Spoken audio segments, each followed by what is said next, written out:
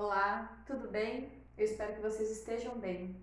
Eu sou Carla Lopes e vim aqui para conversar com vocês sobre como melhorar o seu projeto cultural. Mas o que isso quer dizer? Bom, primeiro eu vou falar um pouquinho de mim. Eu sou atriz, produtora cultural e arte educadora. E há algum tempo eu sou convidada ou sou indicada como parecerista de projetos de editais aqui da capital da cidade de São Paulo e também da cidade de São José dos Campos. É mais como parecerista de projetos que eu vou falar com vocês agora sobre alguns itens que são importantes e que depois que você já elaborou o seu projeto cultural podem agregar valor, mas principalmente são itens obrigatórios e comprobatórios que muitas pessoas acabam não dando atenção e que acabam desclassificando o projeto cultural. Então você pensa, você foi lá, abriu o edital, viu cada parte do edital, viu como participar, aí selecionou todas as informações necessárias e começou a elaborar o seu projeto cultural.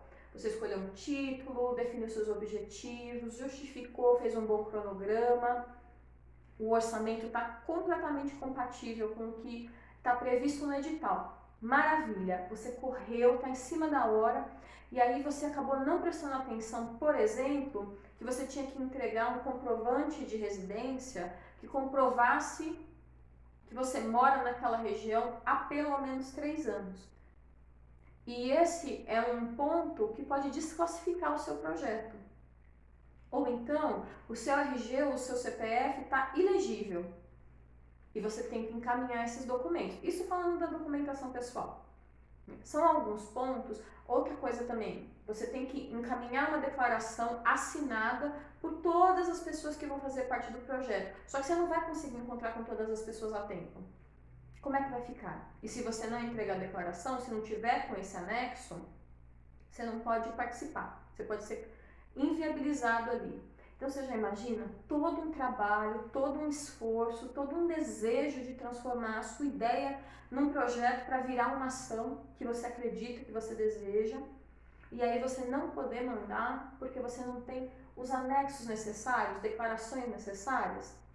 Então foi nesse sentido que eu resolvi vir aqui trocar um pouco ideia com vocês, falar um pouco da minha experiência como produtora cultural, como uma artista, uma trabalhadora da cultura que escreve os próprios projetos e que tem aí um passo a passo. Então eu tenho um método que eu uso, que é meu, de organização minha e que eu compartilho, que não é o método mais certo ou ele é errado, mas é uma maneira de organizar a produção ali para participar de um edital. Então, depois que eu já conferi o edital todo, primeira coisa que eu faço, antes mesmo de elaborar o projeto, é ver quais são os anexos que eu vou precisar. Eu vou precisar de carta de anuência? Eu vou precisar de declaração das pessoas que vão participar do projeto? Eu tenho toda a documentação necessária? Eu tenho que tirar documentação pelos sites da prefeitura da minha cidade? Por quê? Porque isso demanda um tempo e porque isso normalmente demanda o auxílio de outras pessoas. Então você tem que se organizar e se organizar com outras pessoas também. Nesse sentido, hoje nós vamos conversar, trocar mesmo uma ideia, eu vou pôr alguns exemplos para vocês, tá? De itens obrigatórios e comprobatórios. Por quê? Porque o trabalhador da cultura, ele normalmente não vai ter ali a carteira de trabalho assinada. Alguns sim, ok. Mas a maioria vai sempre trabalhar por contrato. E aí, como que a gente faz para comprovar? Declarações, portfólio, clipe, que é a nossa forma de comprovar, é a nossa carteira de trabalho, tá? Então, nós vamos falar dos itens obrigatórios, que classificam ou desclassificam, itens comprobatórios, que são essas declarações, itens que agregam valor conceitual e ilustram as ações. Aí eu vou falar um pouquinho mais com vocês sobre contrapartida. Alguns editais têm muito claro qual o tipo de contrapartida que eles já querem. Que tipo de devolutiva vocês vão ter que dar como uma forma de, vamos dizer assim, além do projeto, vocês vão ter que realizar alguma ação específica ou algum bem específico vai ter que ser doado por ter ganho aquele projeto. em linhas gerais, é o que seria a contrapartida. Só que a contrapartida ela não precisa necessariamente ser obrigatória. Pelo contrário, tem muitas ações de contrapartida que vocês podem pensar e incluir no projeto de vocês que vão fazer com que a ideia seja potencializada, alargue um pouco as possibilidades e são contrapartidas que vão influenciar positivamente no território onde vocês estão, as pessoas que fazem parte desse território, o próprio grupo. Então eu vou passar para vocês uma série de ações de contrapartida que são bacanas que vocês podem colocar no projeto, para além da obrigatoriedade. Acessibilidade, todas as ações possíveis hoje que a gente pode pensar como produtores de cultura, como pessoas que estão fazendo projetos, para poder garantir a acessibilidade das pessoas, sejam elas com necessidades especiais, sejam mães com crianças de colo, sejam idosos, seja enfim, qualquer pessoa, qualquer cidadão, cidadã que precise aí, que tenha um olhar voltado para garantir que ela também, ele também vai poder usufruir desse bem cultural, tá? Democratização do acesso, quais são as ações que a gente pode fazer para garantir que essa cultura, que essa ação cultural, que esse produto cultural chegue nas camadas que estão com maior dificuldade de acessar isso. Quais são as ações, quais são as atitudes que a gente pode fazer e colocar no nosso projeto como uma forma também de, conceitualmente, fazer parte desse movimento de democratização do acesso. Aí tem o plano de divulgação e material de divulgação, que é uma espécie de anexo também e que normalmente fica muito defasado. Então nós vamos falar o que é um plano de divulgação, quais são as pessoas que estão envolvidas nele e quais são os materiais de divulgação que você tem que deixar pronto, seja para incluir no seu projeto cultural, um projeto cultural matriz maior, seja quando você for contratado ou contratada, por exemplo, para fazer uma apresentação, se você é um músico, uma cantora, tá? A gente vai falar rapidamente, tá? Não vamos aprofundar muito nisso, mas eu vou passar por essa parte do material de divulgação. Portfólio, clipping e currículos. É a nossa carteira de trabalho. É através desses itens, principalmente, que a gente comprova a nossa experiência, a nossa atuação como trabalhadores da cultura. Então, o portfólio é essa junção de todas essas informações que compõem a nossa trajetória profissional, como artistas, como trabalhadores da cultura. O clipping são as matérias de internet, é tudo que sai na mídia a respeito do trabalho que se realiza. E os currículos são uma maneira organizada de informar para as pessoas o que a gente já fez. Aqui a gente está falando muito de imagens, mas pode ser, por exemplo, se você é poeta, a gente está falando aqui das poesias que você fez. E aqui a gente está falando mesmo de texto, de um currículo que todo mundo já conhece. A única diferença aqui é que a gente vai falar bastante sobre a elaboração de um currículo específico para a área que você está concorrendo, tá? Cartas de anuência, que também faz parte aqui desse conglomerado de possibilidades que a gente tem de garantir que a gente confirma o nosso trabalho. Então a carta de anuência ela pode ser desde de uma carta de algum espaço que você vai que você quer desenvolver a sua atividade, então a carta de anuência de uma escola pública, por exemplo, onde você quer dizendo que quer receber seu projeto, até a carta de anuência de um profissional dizendo que está ciente e que quer participar do seu projeto, por exemplo.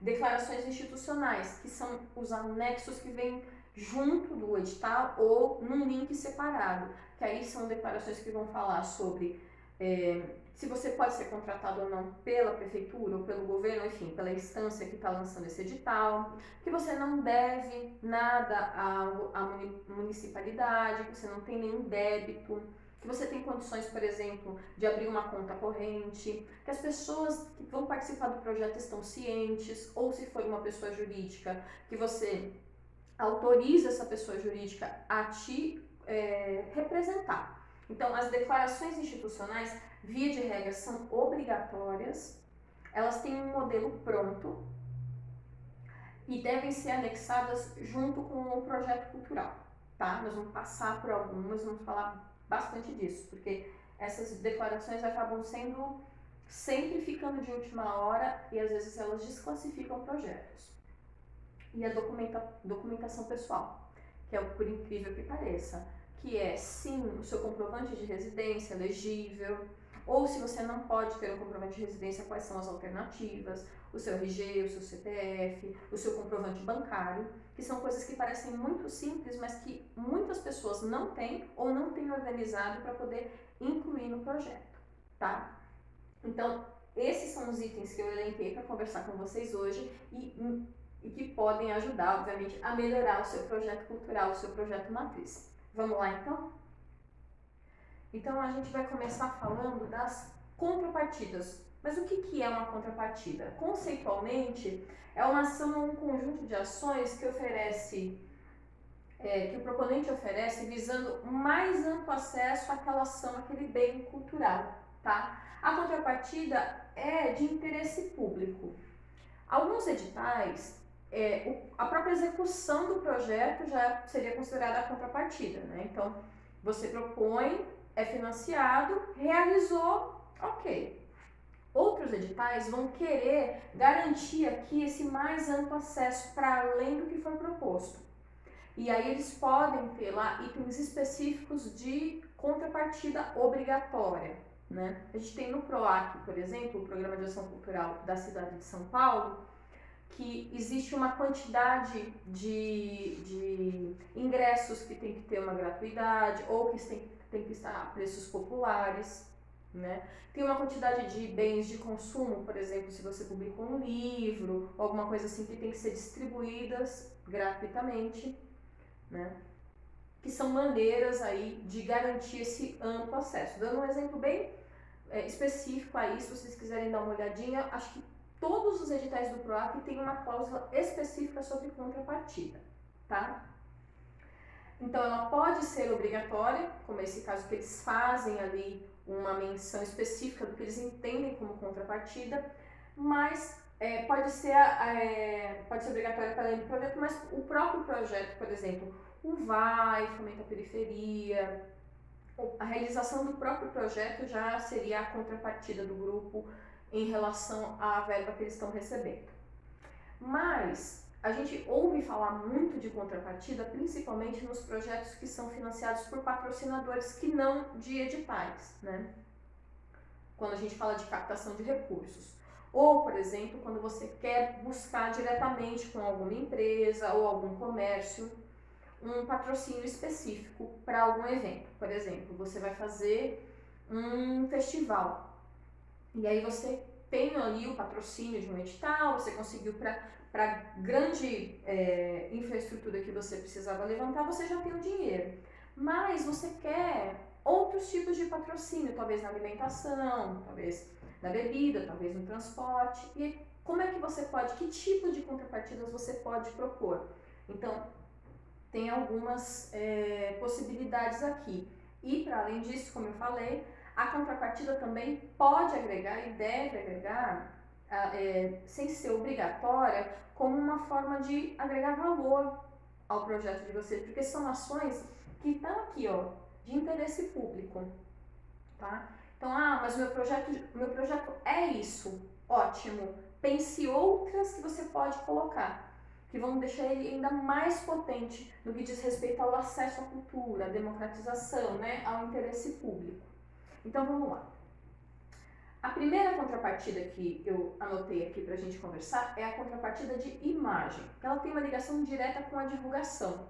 Basicamente, todos os projetos que forem financiados por editais, você vai ter que sempre colocar o logo, que é uma régua específica, né, com os logos de todos os patrocinadores, financiadores, apoiadores desse projeto. É obrigatório isso. Então, a primeira de imagem tem a ver com a divulgação da marca, a divulgação do logo do patrocinador. Então, essa acaba sendo quase que uma contrapartida obrigatória, independente se edital ou captação de recursos. Quando eu ganhei o VAI em 2018, VAI 2, ganhei em 2018. Então, todas as peças publicitárias, todos os convites, tudo tinha lá o logo da Prefeitura, da cidade de São Paulo, do Programa VAI e da Secretaria Municipal de Cultura. Para além disso, a gente tinha outros apoiadores, que às vezes eram locais, que aí a gente incluía numa outra posição, né, de destaque também, como apoiadores, tá? Então, a contrapartida de imagem tem a ver com a divulgação do patrocinador, em peças gráficas, em menções de agradecimento. Então, todas as vezes que a gente terminava um espetáculo desse projeto, a gente finalizava agradecendo ao programa Vai, dizendo que tínhamos sido contemplados pelo edital X, que iria realizar tais e tais ações, né? Isso é um exemplo de edital, mas acho que todos já viram aqui, quando algum youtuber ou alguém na internet, né, que faz uma menção, eu quero agradecer a tal marca que está me patrocinando, quero agradecer a tal empresa que possibilitou que esse evento acontecesse. Essa é uma contrapartida de imagem, porque vai vincular aquele patrocinador, aquela empresa ou aquela secretaria de cultura ao produto cultural, né? Vai sempre, direto ou indiretamente, associar que aquela ação acontece porque está sendo patrocinada, garantida por aquele patrocinador, por aquela empresa ou aquele órgão público ou não, tá? Então a gente tem agradecimento e menção em eventos, mídia da TV, que foi o que eu falei, né? Então a pessoa está lá dando uma entrevista e de repente ela coloca, não, então eu quero agradecer também, porque isso só foi possível, porque tal empresa ou tal pessoa, né, auxiliou, patrocinou. E visa promover o patrocinador junto com o projeto, que foi o que eu falei. Enquanto o projeto vai acontecendo, vai associando a realização àquela marca ou àquela instituição, tá? É uma das mais conhecidas essa contrapartida de imagem e essa é uma das que a gente vai ver quase como obrigatória. Em alguns casos, por exemplo, da captação de recursos de leis federais, você tem ali todo um manual, inclusive, do patrocinador de como tem que ser essa contrapartida de imagem, quantas peças tem que ser feitas, que aí a gente depois vai falar um pouquinho do plano de divulgação, que tem total relação com essa parte da contrapartida de imagem se você estiver sendo financiado, tá? Ou financiado. Contrapartida social, segunda, que eu anotei aqui. Ações que visam beneficiar a comunidade, estimulando o público a participar da ação cultural. Obviamente que a gente tem editais que são muito claramente de projetos que vão estar diretamente ligados a beneficiar a comunidade.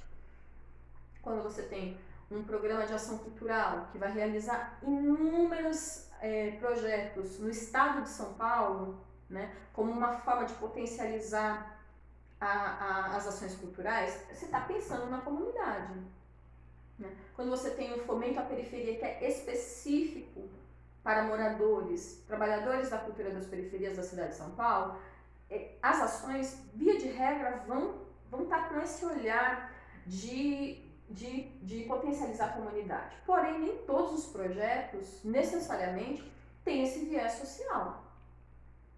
Então, você pode, por exemplo, ter sido contemplado por um patrocínio ou por um edital para a circulação de um espetáculo no estado de São Paulo, que não necessariamente você vai passar por cidades ou vai passar por periferias. E aí você pode colocar, ou então você vai ficar em temporada num teatro mais central.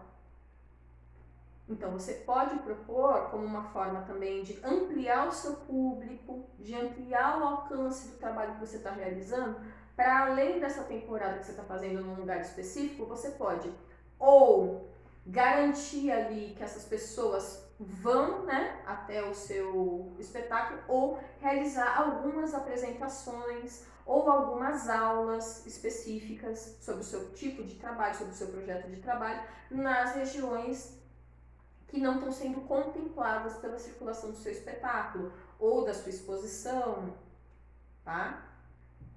Então são algumas possibilidades aqui de contrapartida social, que seria a exibição de filmes, distribuição de livros, né? Doação para a escola. Então, você tem ali equipamentos que você não vai mais usar ou que você já, né, não tem, você vai doar, você vai construir o seu projeto especificamente de lançamento de livro, mas então você vai promover dentro das escolas saraus literários e aí você vai sortear livros ou vai distribuir esses livros. São maneiras de potencializar as comunidades e fazer com que elas tenham acesso a esse produto cultural, tá?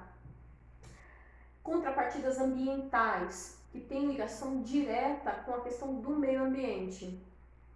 Então a gente tem aqui, eu anotei, né? Coleta seletiva, lixeira seletiva em eventos, né? Por quê? Porque a gente hoje, agora nós estamos num estado pandêmico, vamos pensar assim. Nós estamos hoje, no mês de setembro de 2020, quando eu estou gravando aqui esse vídeo para vocês. Então, as atividades públicas, né, por conta da pandemia, está proibido por causa da aglomeração. Porém, não foi sempre assim, nem será sempre assim, esperamos. Então, quando você vai ter um evento, por exemplo, um show, ou uma apresentação em praça pública, ou uma apresentação aberta, ou um festival, ou uma mostra, enfim, qualquer evento que você vai reunir muitas pessoas, que vai gerar lixo, que vai gerar ali material que pode ser reciclado, a primeira coisa que você já tem que pensar é possibilidade de ter as lixeiras. Ah, mas isso é pouca coisa. Não, não é pouca coisa. Porque 500 pessoas consumindo já gera uma quantidade enorme de lixo. Imagina um festival. E aí você, de alguma maneira, também pode ajudar as formas de... As pessoas, por exemplo, que trabalham com reciclagem, você já pode fechar ali uma parceria, ver no local, para as pessoas já garantirem ali que elas vão fazer essa coleta seletiva. Então você já duplamente está trabalhando com a comunidade e com a questão ambiental. Ai, mas isso é tão pouco. Então, tão pouco para quem não faz nada já é alguma coisa. Então, se você nunca pensou nisso no seu evento, comece a incluir essas ações de contrapartida que já vão fazendo as pequenas diferenças, tá? Então, coleta seletiva, lixeira seletiva, estou pensando em eventos, tá? Utilização de material reciclado, então, para fazer o seu cenário, para fazer seu figurino, para fazer a estrutura da sua exposição, né? Começa a trabalhar com essa parte de reciclados. Eu vou fazer artesanato, né? Que tipo de material que eu vou trabalhar? Que tipo de madeira? Eu vou fazer coisas de madeira. Que tipo de madeira eu vou fazer? Né? Então, material reciclado.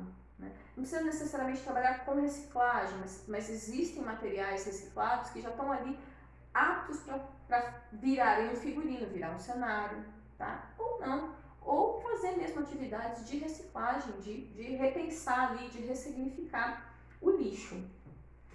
Aí a gente tem aqui plantio de árvores e educação ambiental. Muitos projetos a gente tem hoje, né, que vão trabalhar com a questão da agroecologia, que vão trabalhar com as hortas urbanas, por exemplo, né, e que tem essa ligação com a cultura, permacultura, a própria permacultura, né, estão todas interligadas.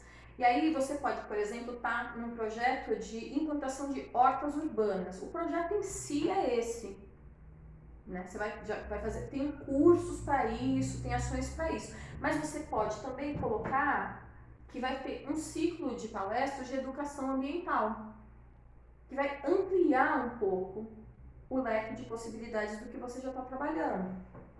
Ou você vai trabalhar com permacultura, mas vai ter algumas ações de plantio de árvores.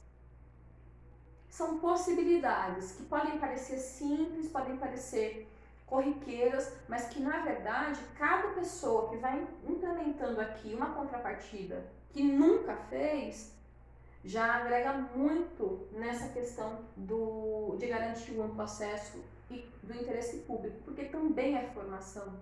Quando você começa a fazer um evento em que você coloca lixeiras de coleta seletiva, você também está educando as pessoas que vão participar do seu evento, educando no ponto de vista delas se acostumarem a trabalhar com isso. Tudo é ritual, tudo é repetição também, para você criar o hábito, para você criar ali uma outra forma de pensar, desconstruir uma maneira que está no automático, tá? Então essas três aqui, de imagem social e ambiental, são as que estão mais dentro dos projetos que vão estar ligados a editais, principalmente, né? Que são as mais habituais de se ver, mas que precisam ser potencializadas. Então, se você já está fazendo alguma como o próprio instrumento, o próprio objeto geral, vamos dizer assim, o objetivo geral do seu projeto, inclua mais algumas, principalmente aqui das contrapartidas sociais e ambientais, tá? E aí a última que eu vou falar é uma contrapartida meio negocial. Então, essa daí ela tem a ver mesmo com uma questão de negócio, de patrocínio, de patrocinador. Ela está ligada a ter um espaço onde o patrocinador pode fazer a promoção do seu negócio. Quais são as principais que a gente vê aí hoje, né? Você tem um patrocinador para um determinado espetáculo, e aí esse patrocinador vai ter acesso a uma quantidade, a uma cota de ingressos que ele vai distribuir para os seus convidados. Ou um camarim, se você vai fazer um show, um festival, esse patrocinador vai ter acesso ao artista, à artista que vai se apresentar. Ou ele vai estar num camarim, numa área reservada, onde ele consegue ter mais proximidade, os convidados dele vão conseguir ter mais proximidade com esses artistas, né? Ou é isso, de alguma maneira ele tem acesso ao artista mais diretamente, ou acesso privilegiado aos ingressos, tá? A pré-estreia, esse tipo de coisa. Tem muito a ver com uma questão de exclusividade, de dar uma priorizada, vamos dizer assim, primeiro nesse patrocinador antes de ir para o público em geral, tá bom? Essas aqui são as principais contrapartidas, o que é a contrapartida e as principais contrapartidas que eu acho que são bem viáveis aí de incluir e ampliar do projeto cultural, tá bom? É isso. Vamos falar agora das medidas de acessibilidade, que é a capacidade de permitir o acesso de todas as pessoas, né? São intervenções com o objetivo de priorizar ou facilitar o livre acesso.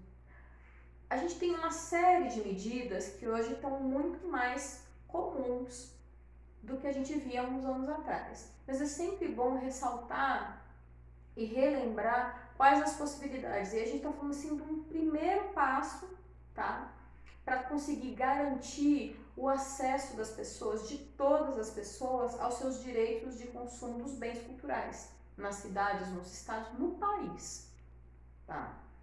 Então, essas intervenções elas têm o objetivo de priorizar e facilitar o livre acesso de quem? Aí a gente está pensando dos idosos, das pessoas com algum tipo de necessidade especial, deficiência, né? Ou com a mobilidade reduzida, das pessoas que são gestantes, das pessoas que estão com crianças de colo, das pessoas obesas, tudo isso de uma forma segura, autônoma ou acompanhada, se assim elas desejarem. Porque muitas dessas pessoas que a gente está elencando aqui, para a qual a gente está priorizando essas medidas de acessibilidade, elas são independentes, elas são autônomas. Elas só precisam ter garantido ali que elas vão conseguir interagir e participar de forma segura. Então, a primeira coisa que eu imagino é essa desconstrução de que essas pessoas são dependentes. Elas podem precisar, mas não necessariamente elas precisam. O nosso objetivo quando fazemos um projeto cultural, seja de um evento, seja de um curso, é pensar que essas pessoas precisam fazer parte, elas precisam poder, caso elas queiram, participar. Algumas formas de pensar, né, essa acessibilidade já acontecem, muitos já estão colocando em prática, mas vamos revisitar um pouco essas ideias. Então, a gente tem a audiodescrição, a gente tem braille e língua de sinais, que aí a gente está falando de shows, de espetáculos, de vídeos, que a gente está hoje principalmente a língua de sinais, desde um comunicado aí oficial na televisão, até um show, até uma palestra, a gente tem ainda bem, pelo menos, a língua de sinais. Precisamos evoluir muito ainda, né, e ampliar muito para outras formas aí de acessibilidade, como a audiodescrição e o braille. A audiodescrição era uma coisa que eu queria muito no solo, muito ter a possibilidade de colocar, além da língua de sinais. Mas tá aí na minha meta de incluir tem uma websérie inspirada no meu solo, chamado Memórias do Rio, do Rei e do Dia, que está no YouTube, que o nosso próximo passo, pelo menos é um desejo nosso, na nossa primeira possibilidade, de pelo menos conseguir incluir a língua de sinais, tá? Depois a gente tem a mediação cultural, desenvolvida para pessoas com limitação intelectual ou mental. Isso pouquíssimas vezes eu vi. Eu vi algumas vezes em exposições, em algumas atividades onde tem pessoas especificamente para conseguir fazer essa mediação para essas pessoas com limitação intelectual e mental. Precisa aí dar uma averiguada em mais exemplos de como colocar isso em prática, mas que é uma medida super interessante e super incrível de pensar em incluir essas pessoas nessas atividades, a partir de uma mediação que pode auxiliar desde quem esteja acompanhando, se for o caso, né, até garantir também a autonomia para que essas pessoas possam frequentar os lugares e ter ali a condição de usufruir da melhor maneira possível do que elas estão vendo, do que elas estão participando. As páginas de internet com recursos de acessibilidade digital, né, para as pessoas com baixa visão, enfim, uma série de necessidades específicas, que também já está muito mais acessível, está muito mais viável de se colocar, mas que precisa ampliar muito. E a adaptação dos espaços. Então, a gente está falando aqui de rampas, de portas amplas, de elevador, de espaço para cadeiras de rodas, de ter a possibilidade aí de ter poltronas que sejam confortáveis para as pessoas que são obesas ou que estão com crianças de colo, que tem aí uma série de ações, que a gente está falando talvez de uma arquitetura que já está sendo pensada, mas tem outras ações que podem já ser incluídas que não tem a ver necessariamente com a modificação do espaço, mas que tem a ver com uma postura. Então, se você tem um espetáculo, se você tem um evento que você consegue priorizar a entrada primeiro dessas pessoas, para elas irem com calma, para elas escolherem um lugar, isso já pode ser considerado uma medida pequena, mas que é de acessibilidade. Então, permitir que essas pessoas entrem e saiam primeiro no tempo delas, né? É uma medida de acessibilidade. Garantir que pessoas com crianças de colo, né, ou as gestantes estejam nos lugares que sejam mais confortáveis para elas, se elas precisarem se retirar no meio ou durante uma apresentação, é uma medida de acessibilidade. É uma medida também de inclusão dessas pessoas, que muitas vezes elas deixam de ir nos lugares porque elas não se sentem confortáveis de sair no meio de uma apresentação. Então, você tem que criar uma forma de fazer com que essas pessoas se sintam confortáveis em poder participar e entender que elas têm aqui talvez uma necessidade de se locomover durante o evento, durante o espetáculo, tá? Isso uma pequena passada aqui nas possibilidades de acessibilidade.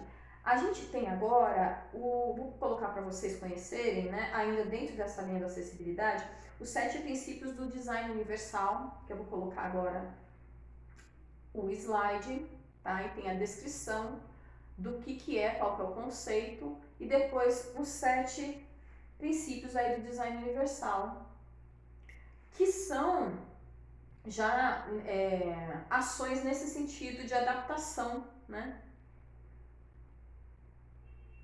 Voltando aqui, então, essas adaptações, todas essas alterações, elas vêm no sentido de possibilitar o pleno exercício dos direitos de todas as pessoas, mas especialmente dessas pessoas, né?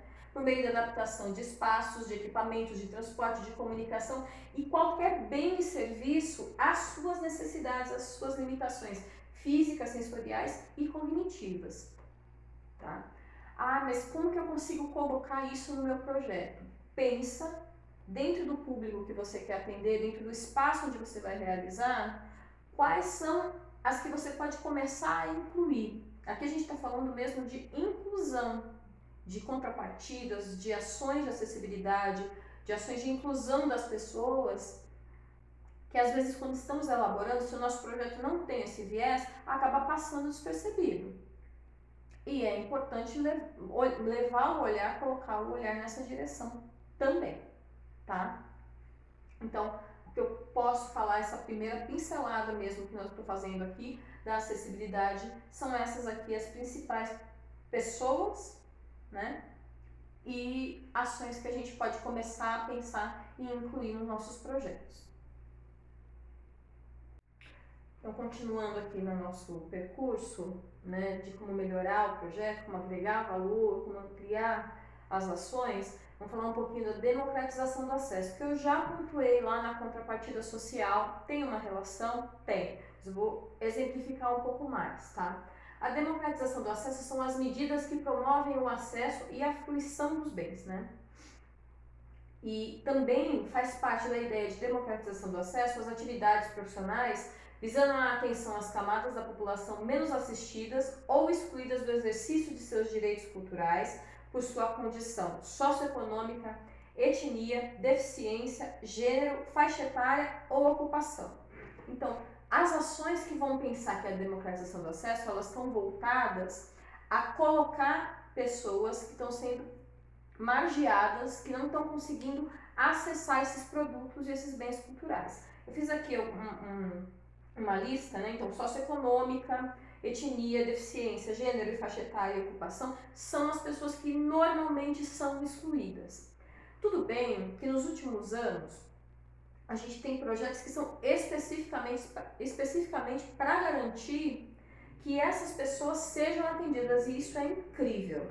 O ano passado, quando eu fiz parte da comissão de seleção do Fomento à Periferia, por exemplo, a gente tinha projetos que lidavam especificamente com a valorização de cultura, de trabalho e de uma cadeia econômica criativa dos povos indígenas urbanos aqui, né, da cidade de São Paulo. Então a gente tinha feiras e tinha mostras culturais especificamente voltados para a fruição dessa linguagem e da cultura, por exemplo, dos povos Guarani, que estão em Parelheiros, mas também tinham atividades que estavam previstas para acontecer no Jaraguá, que são duas pontas aí de comunidades indígenas. Então a gente teve o ano passado várias atividades que foram propostas nesse sentido, da valorização e da fruição dos bens das comunidades indígenas aqui da cidade de São Paulo. Isso um exemplo. Mas também tiveram projetos especificamente voltados para pessoas trans, para pessoas egressas do sistema carcerário, ou pensando em mulheres, mães, solo, atividades de fortalecimento dessas mulheres ligadas à área da arte, da cultura, que são ações específicas, mas elas têm essa ideia de democratizar o acesso e de valorizar essas pessoas, valorizar a presença dessas pessoas nas atividades culturais. Então, aqui basicamente a gente está falando, lá quando você construiu o seu projeto, que você pensou no seu público-alvo, você pensou na idade, você pensou onde ele está, você também pode lançar um olhar, uma lupa, vamos dizer assim, para essas pessoas que hoje acabam sendo excluídas de diversas ações culturais e que precisam ter o seu acesso à cultura garantido, né, da melhor forma possível e o máximo possível, tá? Algumas ações que promovem a democratização, né? Preços populares e gratuidade, que vai trabalhar aqui na questão da socioeconômica, principalmente, né? Que vai garantir que essas pessoas que estão passando, que é a grande maioria, né? Estão passando aí por problemas financeiros, possam continuar acessando as políticas públicas e as atividades culturais em todas as escalas, tá? Atividades paralelas, oficinas e workshops. Então, se está tendo um grande evento, por exemplo, a Semana Internacional de Música, que acontece no Centro Cultural São Paulo, aqui na cidade, que está centralizada, completamente centralizado o evento, mas que promove atividades ligadas à música, à produção musical, nas fábricas de cultura, que estão localizadas na periferia de São Paulo, que é uma maneira de fazer essas pontes entre a produção musical central e a produção musical periférica e criar aí essa mão dupla de acesso, de conhecimento, de troca, tá? Ações culturais fora do circuito cultural tradicional. Então a gente está falando, por exemplo, de uma série de projetos que vem surgindo, principalmente antes da pandemia, que estavam falando de ocupar a rua, de festivais de rua, que iam trabalhar a questão da migração, da imigração, né? Que é muito potente na maioria das cidades esse movimento de migração e imigração. Então a gente tinha uma série de projetos e que foram transpostos para a versão online, o que fez com que muita gente conseguisse acessar, mas ao mesmo tempo a gente precisa pensar que muitas pessoas não têm acesso à internet, então depois vai precisar acontecer várias ações aí de reparação e de garantia para essas pessoas que não conseguiram acessar, né? Disponibilização de transporte. Gente, é impressionante que às vezes a gente faz um projeto pensando assim, o projeto é para escolas públicas ou para ONGs, né? E boa parte desses projetos acaba tendo problemas, por quê? Porque a ONG ou a escola pública, ela está super disposta, ela quer fazer parte do projeto, mas ela não tem como arcar com transporte. Isso eu tô pensando assim em instituições. Imagina isso numa escala, por exemplo, de uma mãe que tem filhos e que precisa garantir que esse transporte muitas vezes. Muitas crianças acabam não indo em passeios, em saídas, essas coisas escolares, por conta da questão do transporte, quando não é gratuito. Então, se você tem um público-alvo aí, que está nas periferias, que está nas pontas, que não está nessa região de fácil acessibilidade para onde você vai fazer o seu espetáculo, sua atividade cultural, pense aí, reserve uma parte para garantir o transporte dessas pessoas, para garantir que elas possam ir visitar, conhecer, usufruir do projeto que você está colocando em prática. Tá? Parece uma bobagem, mas lanche e transporte, quando se trata de crianças, de projetos que vão envolver crianças, adolescentes que estão em escolas públicas, em ONGs, eles fazem a diferença para a adesão, para que as pessoas possam participar do projeto. Tá? Então fiquem atentos com relação a isso. E doação de produtos culturais, que eu já tinha falado lá. Então, desde livros a equipamentos, ou o seu projeto previa montar uma rádio comunitária em um determinado lugar, depois passar essa rádio comunitária, por exemplo, durante um tempo para uma escola ou para uma ONG, fazer uma oficina e depois deixar isso lá para que as outras gerações possam dar continuidade, são possibilidades, tá? Mas não sei se eu consigo fazer isso dessa maneira. Tá, mas pelo menos agora você já sabe que tem maneiras de conseguir começar a pensar sobre isso, sobre a democratização do acesso para essas pessoas aqui, principalmente, que estão sendo colocadas à margem. Isso se você mesmo que está aí me ouvindo não for dessa parte de população. Então, se você faz parte dessa população, você sabe melhor do que eu o quanto é importante, o quanto é determinante a gente ter ações que vão democratizar, para que a gente tenha acesso, para que possa entrar em contato com essas linguagens culturais e depois, inclusive,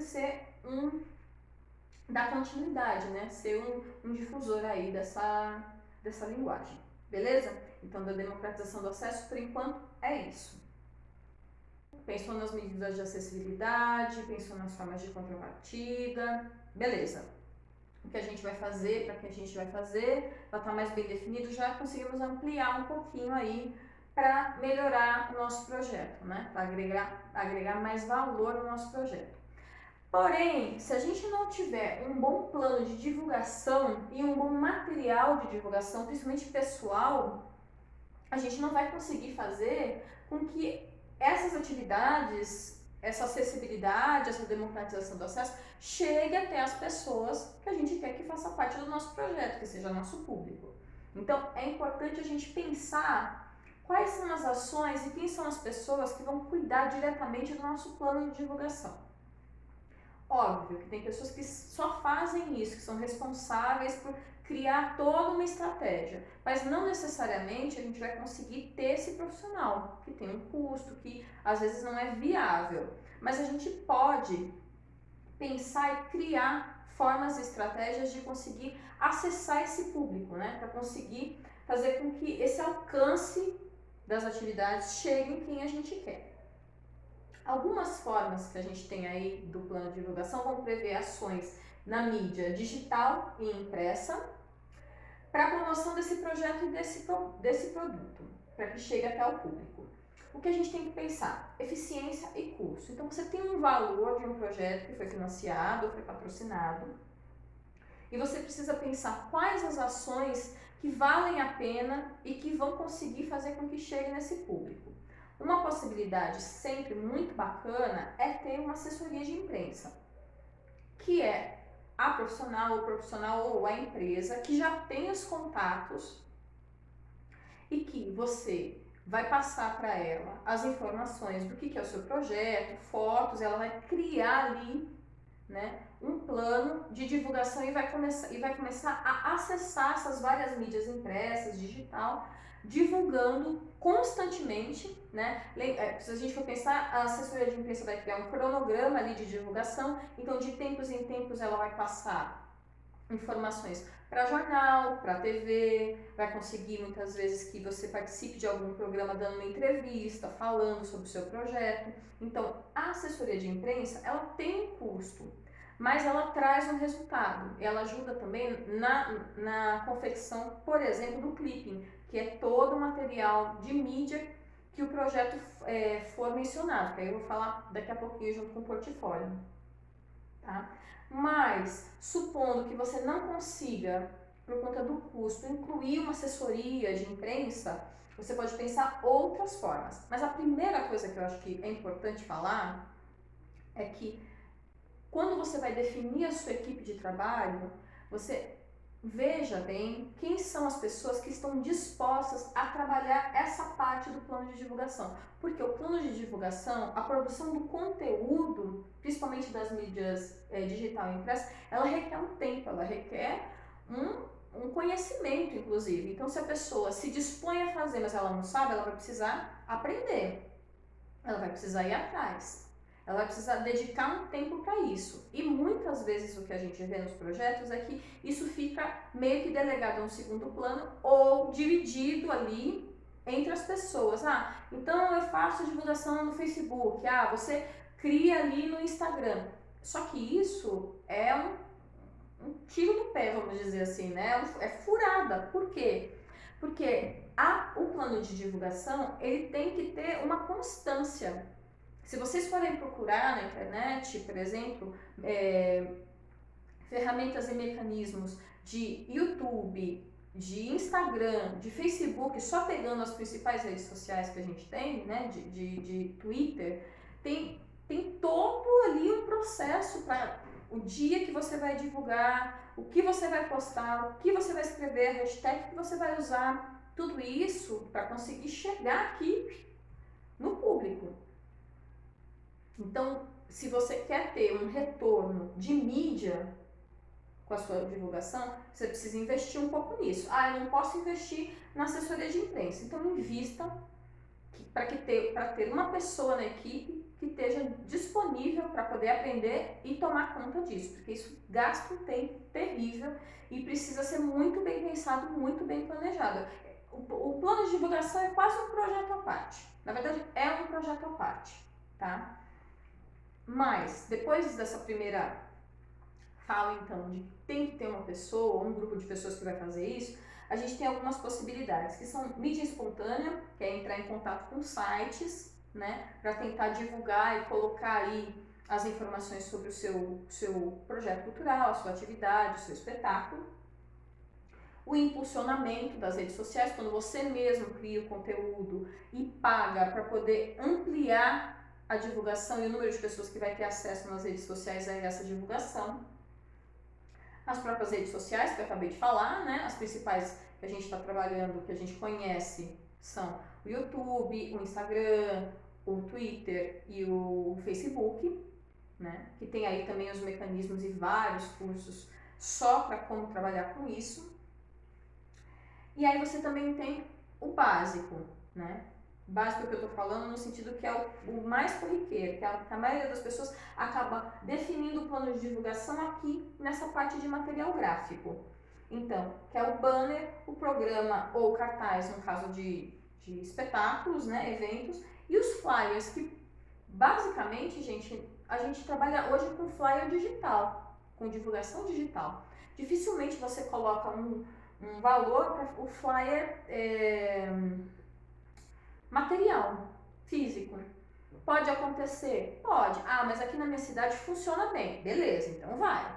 Mas se você sabe ali, se você já conhece, sabe que as pessoas pegam o flyer e jogam fora, então é dinheiro jogado no lixo, sem contar com a questão ambiental que a gente já conversou. Então vale mais a pena investir, quando for planejar o projeto, obviamente, numa pessoa que vai fazer o designer, que vai criar a marca, que vai criar toda a identidade visual e criar esses flyers eletrônicos. Mas isso depende também da aceitação aí do lugar onde você está, tá? Eu vou colocar para vocês um modelo de planilha de como normalmente se põe no projeto cultural, né? Um plano de divulgação bem básico aí, com as principais ações que vocês estão vendo, que vai falar um pouco dessa parte de material gráfico, essa parte de impulsionamento, tem aí rádio, TV também, que são possibilidades, tá? E na sequência, uma forma de divulgação aí, falando nas redes sociais, eu vou colocar para vocês verem aí o trailer bem rapidinho que a gente fez da websérie Memórias do Rio, do Rei e do Dia para o YouTube. Foi o trailer de lançamento, tá? Vamos dar uma olhadinha. E aí a gente volta aqui para falar do material de divulgação. Eu carecia de ser diferente. Muito diferente. Mas isso eu só entendi depois. Muita coisa a gente só entende depois. Eu vou contando, vocês vão me acompanhando, me escutando. Eu conto o que eu vivi, o que vi, o que desejei e o que me lembro. Mas a verdade tem sua própria memória. Eu ainda guardo grande sentimento por tudo que vivi naqueles dias. E eu sabia. Do alto do vão dos buracos, eu tive a certeza. Sertão não tem saída.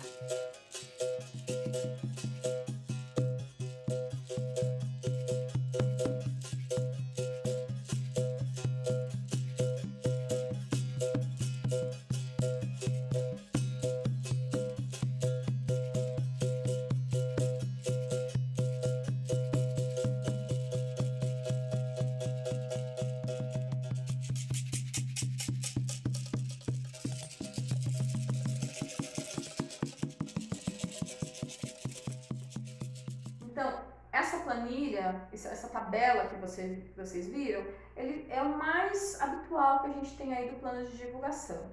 Depois, o trailer foi uma forma pensada que a gente impulsionou, inclusive, para poder ter um alcance maior e as pessoas começarem a acessar o canal para assistir os outros capítulos da websérie. São possibilidades. A gente está vivendo hoje um excesso, inclusive, de material e de lives e de cursos, tudo por conta da pandemia que a gente está vivendo. Então, quando você for pensar o tipo de material que você vai trabalhar, né, nas redes sociais, como você vai fazer isso, tenha calma, planeje bem, porque senão ele vai ser só mais um que vai estar lá flutuando. Então, planeje bem, sente com a sua equipe, veja as possibilidades. Talvez seja melhor fazer primeiro um curso de como lidar com as redes sociais e depois ir criar esse material específico de divulgação, tá? E aí, queria só chamar a atenção aqui, eu não vou me aprofundar, mas eu gostaria de chamar a atenção de vocês para uma coisa. Um material de divulgação pessoal, né? Então, se você é um artista, um trabalhador da cultura, principalmente músico, cantor, atriz, ator, né, que vai trabalhar, que pode ser chamado para trabalhos individuais, para além dos projetos que você vai participar, ou que você vai encaminhar seu material para algum tipo de chamamento, alguma coisa nesse sentido, que tem que ser rápido, fique atento, né, na produção do release, que são as informações sobre o seu show, as informações sobre você. O release ele tem uma quantidade de linhas específicas, é um resumo que vai falar sobre o processo de do seu processo enquanto artista, do processo do seu trabalho artístico. Se você está falando de um espetáculo, então ele vai contar sobre esse espetáculo. Se você está falando de um show, vai contar sobre o show. Isso tem que estar pronto. Ah, mas eu não sei fazer isso. Então, vai atrás de alguém, gasta um tempo, gasta um dinheiro, que seja, né, para ter esse material aqui. Ah, eu não sei fazer um release. Então, chame alguém, procure alguém que possa fazer isso para você. Porque você vai ter um gasto, mas pelo menos você vai ter um material profissional para poder apresentar. A gente tem muitos problemas quando tem chamamento de profissionais, de artistas, que quando chega o material, não é um release, um emaranhado de informações que não dá para utilizar, a documentação vem falha, então tem que deixar separado já, né? Se você é microempreendedor individual, deixa uma pasta separada com o CNPJ, com o contrato social lá da MEI, as principais declarações e certidões que você vai precisar, o seu RG e o seu CPF bem digitalizado, porque é só pegar e enviar. Tudo salvo, normalmente o formato pedido é PDF ou JPG, JPEG, que é a forma das imagens principalmente. Então, gaste um tempo aqui também, para além do plano de divulgação do seu projeto, se você é um artista independente, se você tem um grupo, alguma coisa assim, para criar esse material, porque isso aqui vai ser fundamental de base para essas informações também. Imagens de boa resolução. Você tem que ter pelo menos 4 ou 5 imagens em alta resolução para quando você vai ser contratado, essas imagens poderem ser utilizadas na divulgação do seu contratante. Então aí fica só uma dica, tá? Para o plano de divulgação, é preciso também que vocês tenham essas informações aqui, um bom release, a documentação toda certinha e as imagens em boa resolução para poder enviar tanto para a contratação quanto para poder ajudar na divulgação, beleza? Então, plano de divulgação e material de divulgação, checklist. Bom, até aqui a gente falou a primeira parte, né? Se vocês perceberam, principalmente sobre elementos dentro do projeto que vão agregar valor, que vão criar ali o alcance e criar vínculos com o público, né? E agora a gente vai falar um pouco de uma parte que acaba sendo meio obrigatória. O portfólio para o artista, para o coletivo, para o espaço cultural, acaba sendo a carteira de trabalho, a comprovação da experiência, é a forma como os trabalhadores da cultura, os espaços culturais têm de comprovar as atividades e o tempo de atuação na área cultural. Além disso, o portfólio, ele também é item obrigatório em diversos editais, sendo que se você não encaminha o portfólio com as informações conforme o edital está pedindo, você é desclassificado. O que acontece? As últimas comissões que eu participei, as pessoas encaminhavam um arquivo em PDF dizendo que era seu portfólio, e quando a gente abria esse arquivo, encontrava 2 ou 3 fotos, às vezes um recorte ali de jornal, um print, e uma declaração de que a pessoa tinha participado de um evento, alguma coisa assim, muito limitado. Porque se a gente for pensar, a maioria dos editais vai pedir o portfólio que comprova a experiência por um tempo, que acaba sendo em média de pelo menos 3 anos. A maioria. Ah, mas tem outros editais que não precisa de tanto. Tudo bem, aí você pode fazer um portfólio mais de iniciante, menor, mas em geral você precisa comprovar pelo menos 3 anos de residência, pelo menos 3 anos de atuação na área ou de participação no grupo, ou de atuação, se for o caso de um equipamento cultural, tá?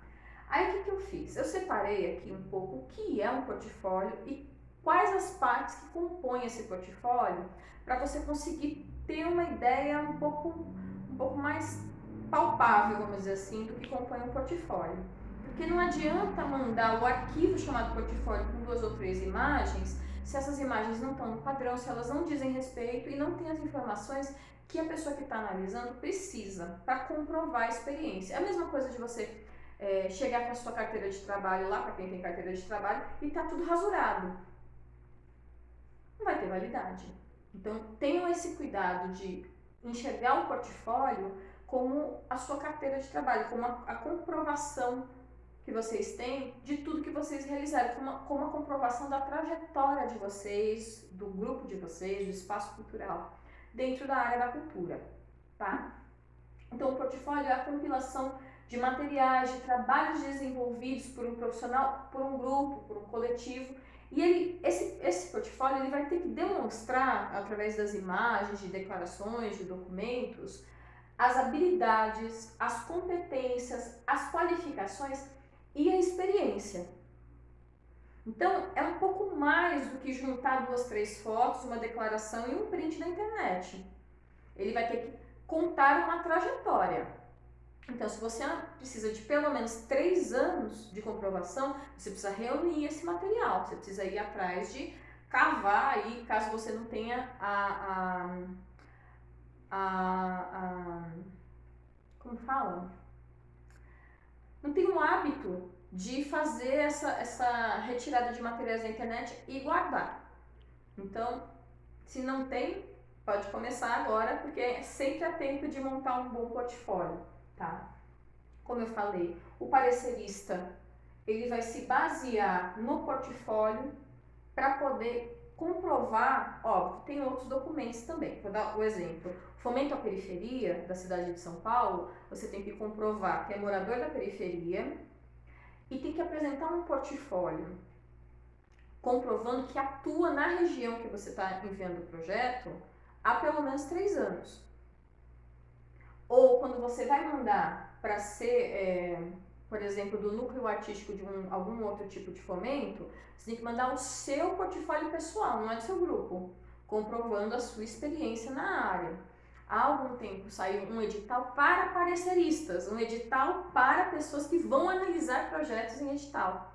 Que aí o portfólio era composto de diversas partes. Tinha que ter no portfólio uma parte da experiência em gestão cultural, uma parte do portfólio tinha que ser na área artística específica com que a pessoa estava se candidatando, a outra parte era só a sua formação acadêmica, a outra parte eram de declarações que comprovavam a sua experiência profissional no geral. Então, super detalhado. Precisou, quando fui ler esse edital, eu demorei um tempo para conseguir anotar todas as informações. Por quê? Porque essa forma com que muitos editais já colocam como tem que ser o portfólio, é uma forma de desclassificação também. É uma forma, é um critério, não deixa de ser um critério de seleção. Quando você coloca que o portfólio tem que ter tal informação. Então, é preciso vencer essa barreira da documentação que muitas vezes a gente cria, né? Vencer um pouco essa barreira de que o trabalhador da cultura é o artista que alguém vai chegar e resolver tudo para ele. Porque, via de regra, isso não existe. Ou se existe, é para muito pouca gente.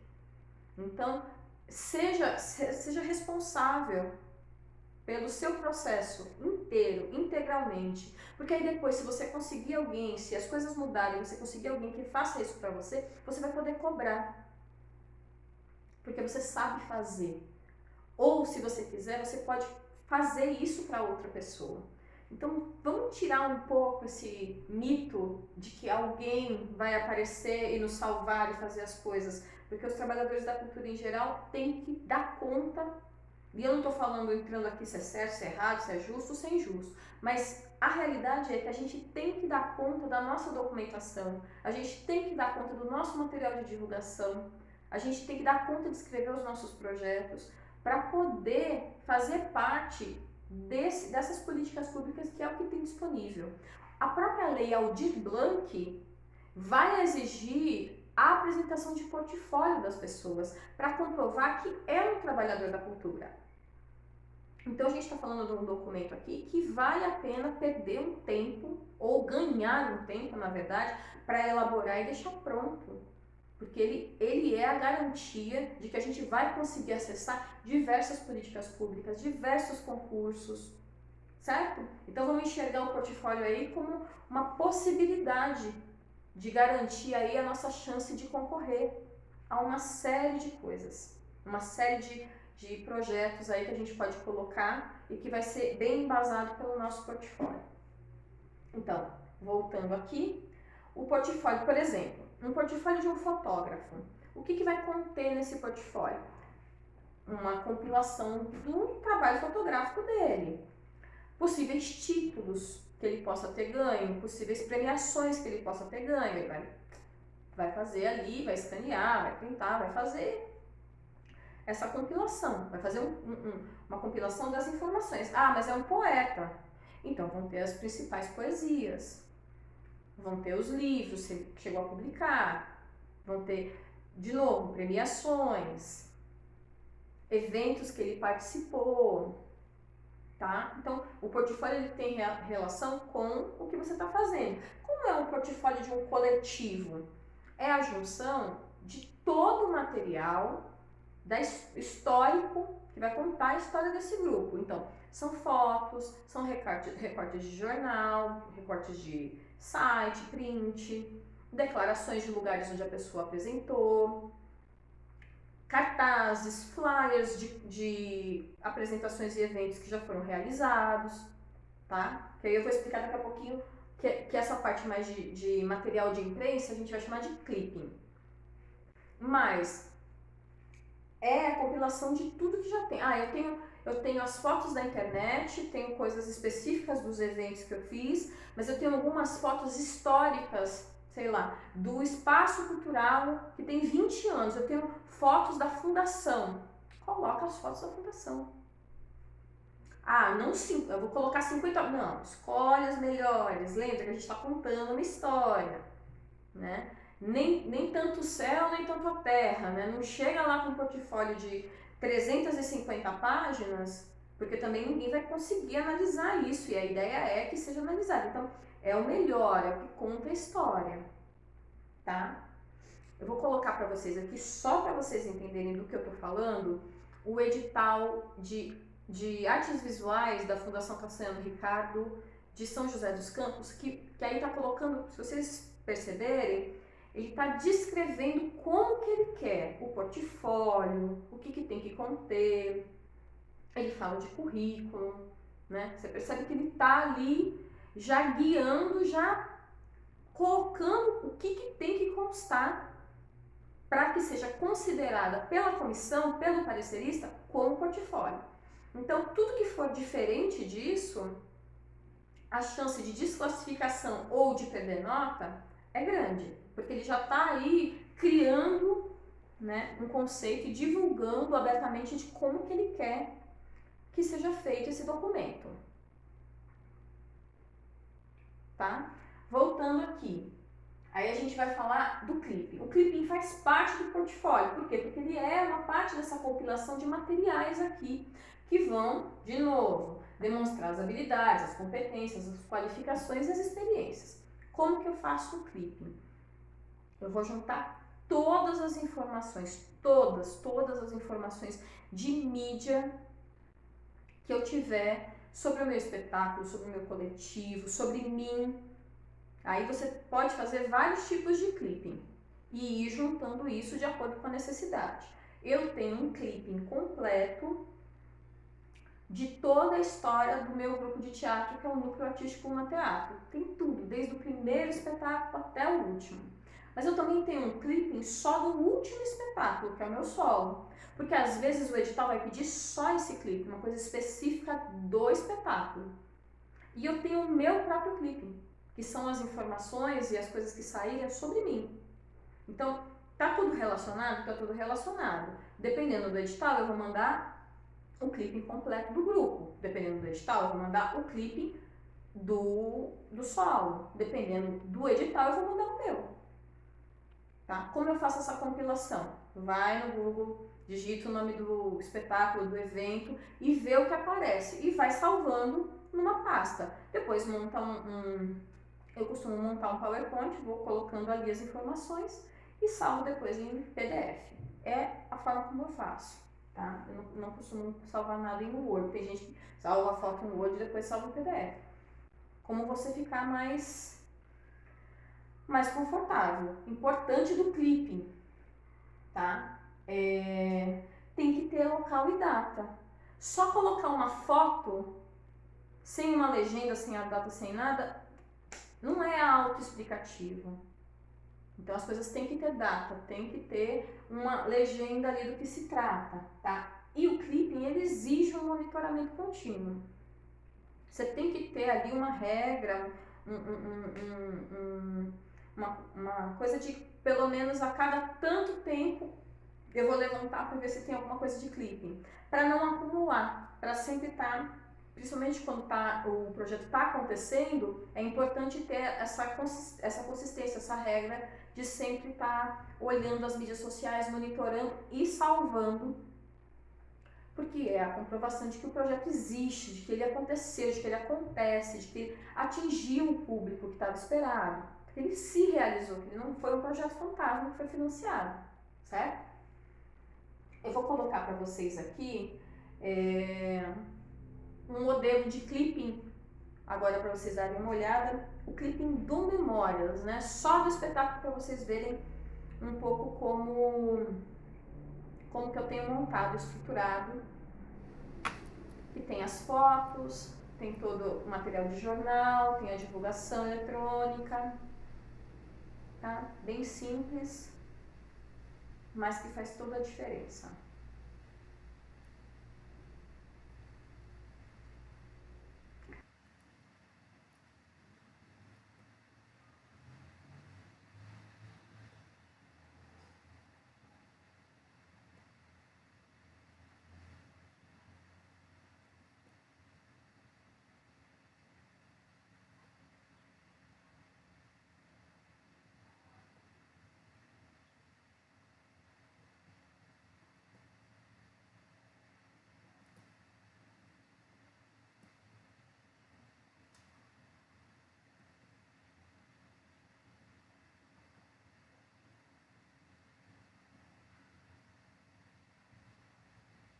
E aí, para a gente ir fechando toda a compilação de materiais, você pode colocar também, caso seja necessário, como eu falei, nesse edital de pareceristas, tinha que ter uma parte do portfólio só sobre documentação de formação, que era diplomas de cursos que tinham sido concluídos, declarações, nesse sentido. Então você pode incluir também, se for um clipe pessoal, a coisa da sua formação, a comprovação da sua formação.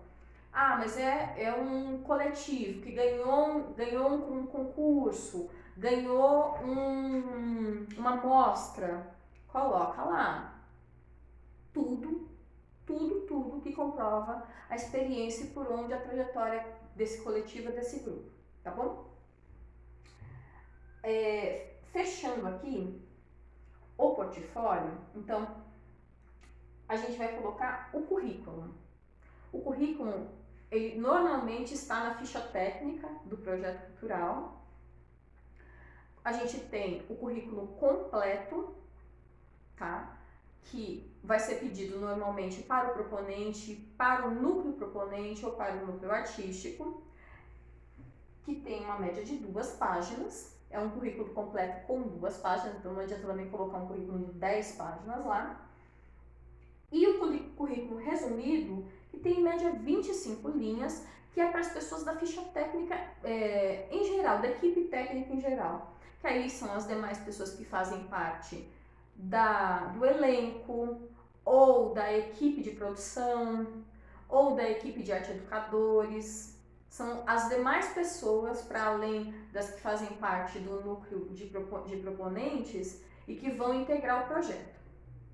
Os proponentes, de novo, é um currículo bem complexo, bem completo, e os demais esse resumido. Eu vou colocar um exemplo para vocês aqui de currículo completo. Eu peguei um currículo meu, esse é o modelo que eu costumo utilizar. Então ele tem uma foto minha, recente, um cabeçalho, eu fiz aqui essa primeira parte de forma narrativa, né, dissertativa, narrativa, falando um pouco das minhas principais experiências, quem sou eu, me apresentando. Por quê? Porque o currículo, ele vai apresentar o profissional, ele vai ajudar quem tá lendo a conhecer o perfil profissional dessa pessoa. Então tem quem sou eu, a minha formação, as minhas principais experiências de trabalho, os principais locais por onde eu passei, as atividades que eu desenvolvi, as minhas competências, né? Um pouco do meu processo de pesquisa, de trabalho enquanto artista. Depois tem um resumo aí das minhas principais qualificações e as informações da minha experiência profissional. Então, basicamente, a gente está falando de uma foto, um cabeçalho com um nome, que aí é interessante colocar um nome completo. Se você tem um nome artístico, né? Então você pode depois colocar o nome completo e o nome artístico. Um nome completo, um nome artístico, a formação, as capacidades e as experiências. E aí um pouquinho mais para baixo vocês vão ver que saiu do mesmo currículo completo o meu currículo resumido, um pouquinho menos de 25 linhas, que também vai ter uma foto, a minha formação, as minhas principais capacidades e experiências. Tá? Então é bem específico os dois, mas é bem importante a gente manter essa linha, né? Pode acontecer, por exemplo, nos editais de ter uma diferença de quantidade de linhas ou não, então fiquem atentos no edital que vocês estiverem participando aí nas regras, tá bom? Então é isso, gente. A organização de um portfólio, em linhas gerais, com os materiais principais que vão compor, são essas informações aqui, né? De quem é a pessoa, toda a trajetória dela, é composto pelo clipe, que são as menções feitas na mídia, e o currículo. Pode ter também outras informações, como a formação acadêmica, diplomas, declarações de que a pessoa trabalhou em determinado lugar ou que fez determinados cursos. Isso é o mínimo que precisa conter para poder fazer a formação de um bom portfólio para concorrer. Tá bom? É isso. Seguimos. E aí a gente chegou agora na nossa parte final aí desse percurso, né? Desse bate-papo de como melhorar o projeto cultural, de como agregar valor, né? E principalmente de tentar garantir através desses anexos todos que o projeto seja bem avaliado, né? Então, a gente vai falar agora das cartas de anuência e das declarações institucionais. O que são as cartas de anuência? Por exemplo, eu escrevi um projeto em que eu queria fazer uma circulação com espetáculo em várias cidades do estado de São Paulo. Como que eu vou garantir que isso vai dar certo na hora que eu for colocar no projeto? Quem está analisando quer saber se eu já entrei em contato com essas cidades, se essas cidades estão sabendo, se essas cidades vão aceitar me receber. Então, para isso, eu preciso anexar no meu projeto as cartas de anuência, que é uma declaração da pessoa responsável pelo espaço onde eu quero me apresentar. Esse espaço pode ser uma ONG, pode ser uma casa de cultura, ou pode ser alguém de uma secretaria de cultura, por exemplo, de alguma cidade do estado, de alguma secretaria de município de uma cidade do estado, que vai me dar o ok de que ela conhece o projeto e de que ela tem interesse em receber a apresentação, a exposição, a mostra, enfim. Aqui a gente está falando basicamente de um espaço que vai receber as atividades do projeto. Ah, mas como que é essa carta? Essa carta, normalmente, é a própria proponente, o próprio coletivo que está propondo, que vai montar, que vai ter lá, de forma simples e direta, o nome da pessoa responsável, dizendo que conhece o projeto, aí você coloca o nome do seu projeto, e que tem interesse em receber caso seja aprovado em edital. A pessoa vai assinar, vai carimbar, se possível, né? Vai ficar com quanto mais informações, vai escanear ou vai salvar em PDF e vai mandar para você. E aí você vai reunir essa documentação e vai colocar no final do seu projeto, cartas de anuência. Quanto mais cartas de anuência, melhor. Significa que o seu projeto está mais bem estruturado e a combinação com os locais onde ele vai acontecer já está bem articulada. É diferente, por exemplo, de você mandar um projeto de circulação e aí você não tem nenhuma carta de anuência. Como que o proponente vai saber se depois você vai conseguir fazer a circulação? Ah, mas isso não quer dizer nada. Não, mas mostra um planejamento, mostra uma articulação, mostra ali, de alguma maneira, um comprometimento já com esse lugar. Por que eu estou falando isso? Não. Quando eu fiz o projeto do VAI, eu mandei cartas de anuência dos locais onde eu queria apresentar aqui em São Paulo. O projeto foi enviado em maio. Ele foi aprovado em outubro e foi realizado a partir de janeiro do ano seguinte. Nesse meio tempo, 2 locais onde eu queria apresentar, que eu tinha feito contato e tinha carta de anuência, tiveram problemas e fecharam. E aí, o que acontece? Bom, aí eu tive que ir atrás de outros 2 lugares e quando eu fiz a prestação de contas do meu projeto, eu expliquei que eu tive que fazer uma alteração porque houve o fechamento desses 2 lugares no decorrer entre a aprovação e a execução do projeto. Beleza. Pode acontecer? Pode acontecer. Pode acontecer de depois de um tempo você entrar em contato com um lugar e ele falar, não quero mais? Pode. Mas o que importa é que você já fez o contato. Você já estabeleceu uma relação e um vínculo. E você já tem o documento organizado, que é o mais importante. A organização aí de todo esse documento, que vai trazer credibilidade para o seu processo de planejamento. Aí, dessa parte de carta de anuência, é isso. É a declaração do seu parceiro, do local parceiro, de que ele está com você e que ele vai fazer parte do projeto, seja numa sessão de espaço, seja participando como voluntário, enfim, é a anuência. Aí a gente tem as declarações institucionais, que são os anexos que constam do projeto, que são documentos oficiais, a maioria obrigatória e que tem que ir junto com o projeto. Esses documentos, eles têm um modelo, então é só ir até ele, salvar o arquivo e preencher. Coisas importantes para falar sobre isso. As declarações, elas têm que estar sempre assinadas, datadas, em papel timbrado e com endereço e contato. Por quê? Porque se alguém, como contratante, quiser entrar em contato para verificar a autenticidade desse documento, ele tem como. Então, normalmente, esse modelo que vocês vão mandar aqui da carta de anuência, ele tem que voltar com o timbre do local e com o endereço e telefone. E o nome da pessoa, além da assinatura, tá? No caso dos anexos, mais importante ainda, porque se são documentos que podem desclassificar, eles têm que estar totalmente legíveis, sem rasura e assinados pelas partes que dizem. Porque cada anexo, ele tem a sua finalidade. Então, se é um anexo que tem que estar assinado pela equipe técnica, tem que estar assinado por toda a equipe técnica. Não adianta lá, a equipe técnica é formada por 10 pessoas, aí quando você vai olhar no anexo tem 5 assinaturas.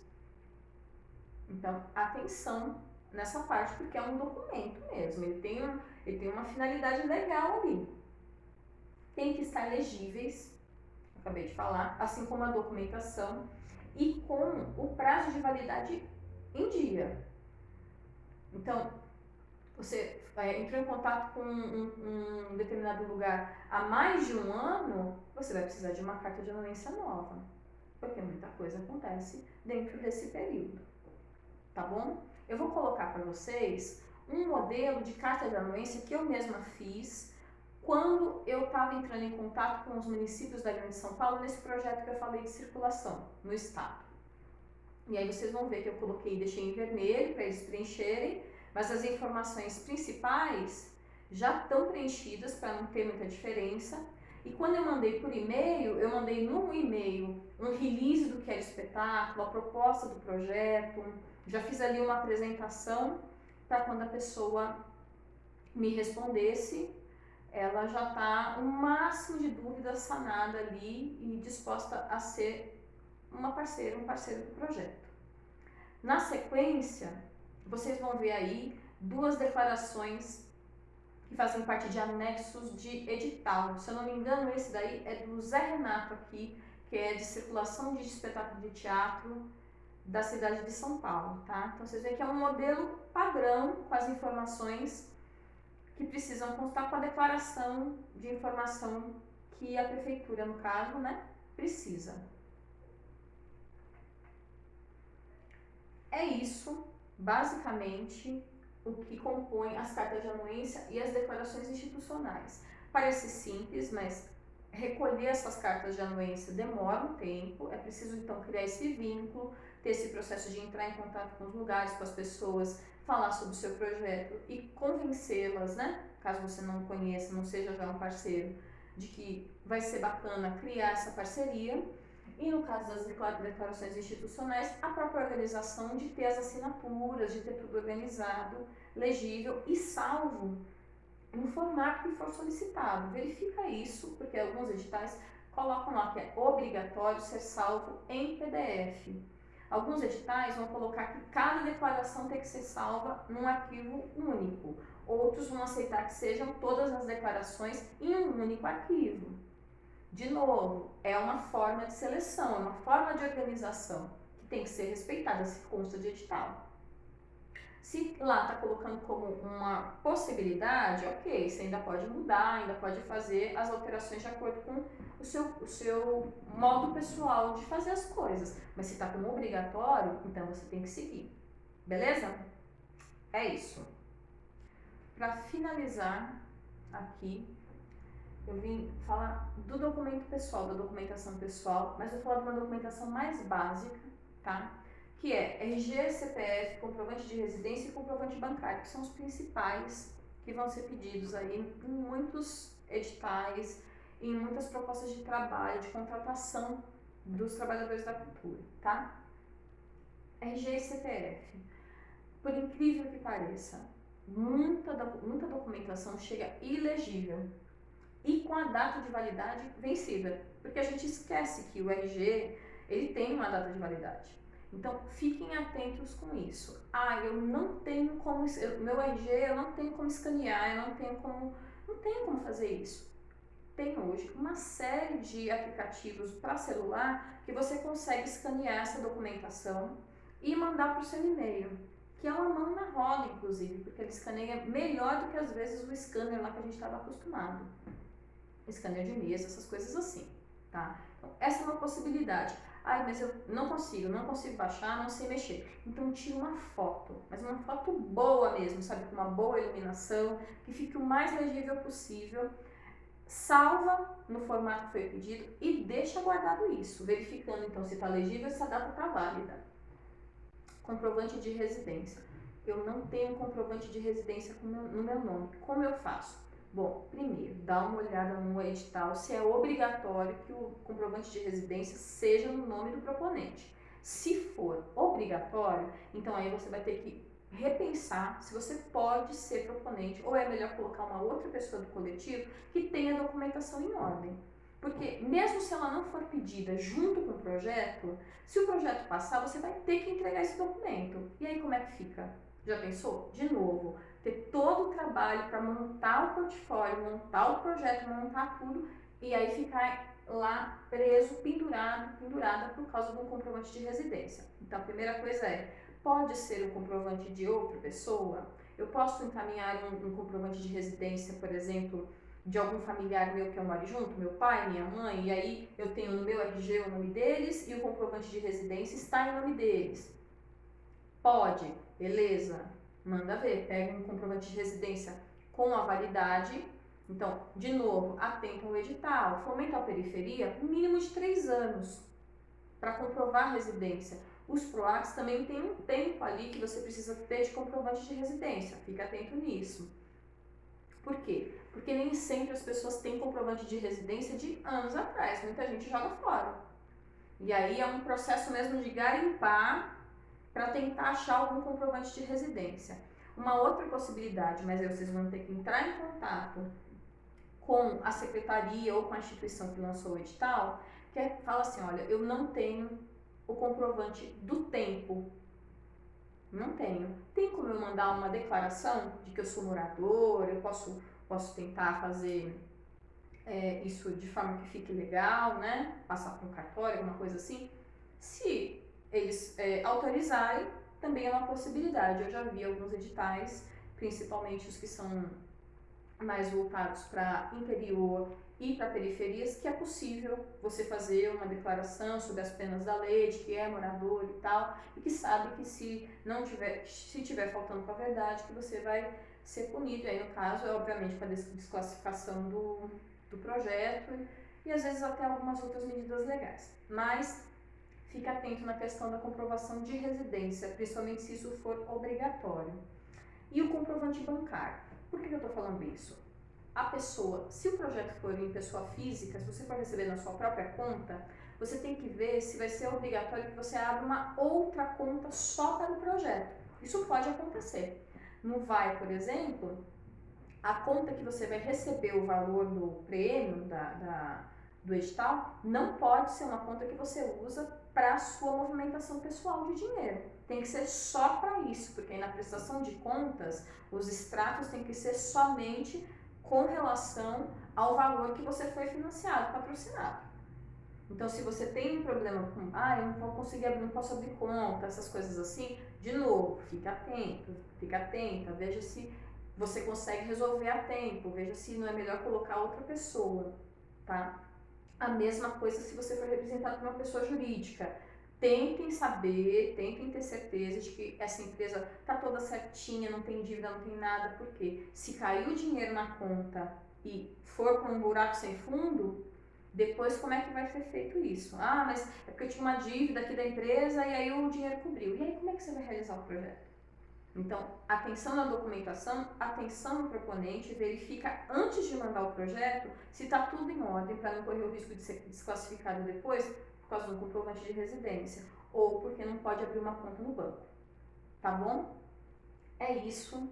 Essas são as principais informações complementares, vamos dizer assim, né? Mas que são fundamentais, que podem agregar valor, que podem ajudar aí no processo de análise, que podem contar pontos na análise do projeto de vocês, né? E que vai ajudar na hora que vocês vão compondo essa documentação a deixar tudo mais organizado e pronto. Por quê? Porque esse conglomerado que a gente passou aqui é o conglomerado do manda de qualquer jeito e que acaba depois fazendo diferença, tá? Então, separa um tempo, organiza as declarações, organiza a sua documentação, faz um portfólio bacana, procura saber como que pode ser o processo de divulgação do seu projeto, para que ele chegue nas pessoas, para que não seja só mais um convite digital boiando aí na internet. Pense em contrapartidas que vão agregar valor, pense em medidas de acessibilidade para que as pessoas estejam confortáveis e se sintam bem em ir prestigiar, compartilhar e trocar com você durante o seu projeto, que elas se sintam acolhidas, que elas se sintam integradas, todas as pessoas. Pense nas medidas de democratização do acesso para que a sua ideia e o resultado da sua ideia chegue ao máximo de pessoas possíveis, tá? Para fazer com que a cultura faça parte da vida de cada vez mais pessoas, além da sua, além do seu projeto. Beleza? Espero ter colaborado.